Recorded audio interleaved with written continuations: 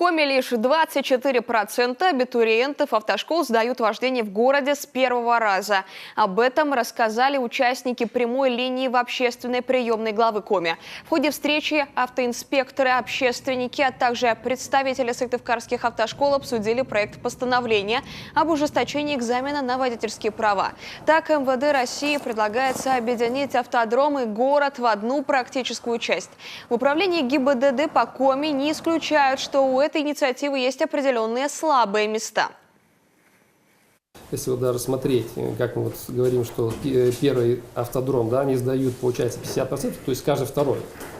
А это, получается, это каждого второго мы выпустим на дорогу. То есть у нас может повыситься опасность совершения дорожно-транспортных происшествий. По словам экспертов, успех сдачи экзамена во многом зависит от организации учебного процесса. Это и подход педагогов, и материально-техническая база автошкол. Также надо учитывать, где его принимают. Так, в сельской местности, где нет светофоров и поток автомобилей небольшой, сдать вождение гораздо легче. Со своей стороны, представители автошкол посетовали на слишком часто меняющиеся правила в области сдачи на водительские права.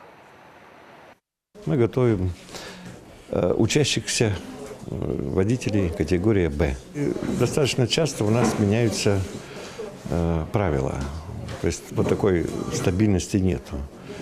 Я не знаю, это уже который раз изменения. Но привыкаем, преподаем. Ну, как заверили представители регионального управления ГИБДД, изменения в правилах сдачи экзамена на права пока лишь обсуждаются. Будут ли они приняты, вопрос открытый. Однако отмена вождения на автодроме сможет снизить нагрузку на персонал автошколы и инструкторов дорожного движения.